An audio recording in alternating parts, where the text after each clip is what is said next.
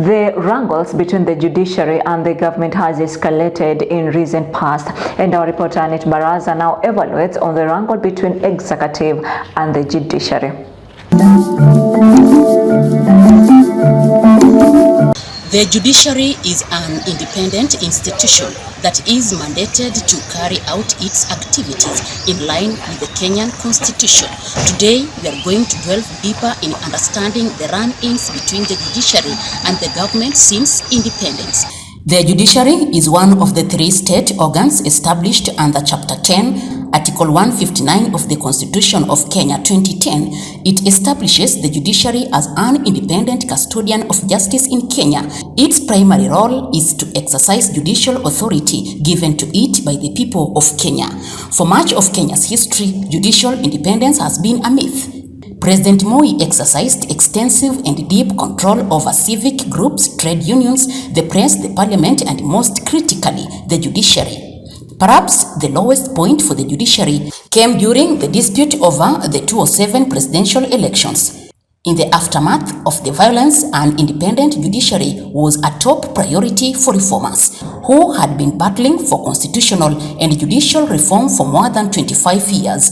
During his tenure, the late President Mwai Kibaki was under intense international and local pressure to withdraw his nominations for Chief Justice, Attorney General, and Director of Public Prosecutions, which had been declared illegal by the High Court. The simmering conflict between retired President Uhuru Kenyatta and the country's judiciary over the supremacy of the Constitution burst into the open. We have a problem with our judiciary, but regardless, we respect, but we shall revisit. Kenya Kwanza government slammed the judiciary, led by Chief Justice Martha Koome, accusing the arm of government for not taking into account public interest principle in its decisions after the High Court suspended the implementation of the new Finance Act 2023. And I quote, "It is true that the judiciary must be independent, and it is also true that its independence is guaranteed within the Constitution. But it is also important that the judiciary becomes alive to what we call public interest. Public interest should always be taken into account when courts are pronouncing themselves on certain key matters." End of quote. An expert in the judiciary who is a lawyer in the High Court of Kenya, Daisy Wakoli, is going to take us through the conflicts that arouse between the judiciary and the government and how these conflicts can be resolved, and also the roles of the judiciary. So, judiciary, in a layman's language, judiciary entails the court process and tribunals that resolve disputes between parties. It is provided for in the Constitution of Kenya that was passed in 2010.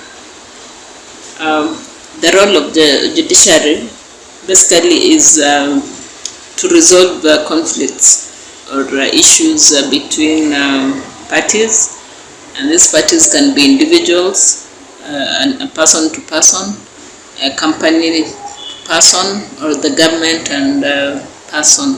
She further states that conflict between the judiciary and government comes in when the government attempts to interfere with the decisions of the court by defying court orders.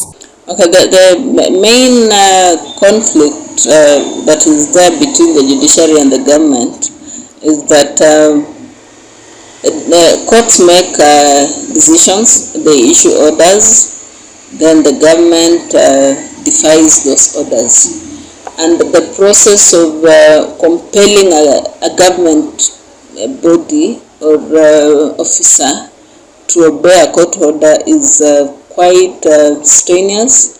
It is a long process. Lawyer Daisy states that the conflict can only be solved through checks and balances between the government and the judiciary. The conflicts can only be resolved if each entity observed their responsibilities and their duties. Some citizens have said that the judiciary has not yet reached its independence. Mahakama yetu haina uhuru, inaingiliwa pia. Haina tofauti na ile ilikuwa ya utawala wa Uhuru Kenyatta.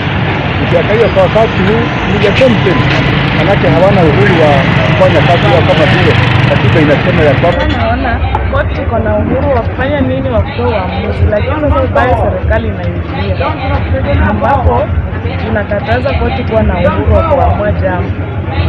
Kama unaona finance bill, inafaa finance bill itolewe, lakini serikali inaingilia.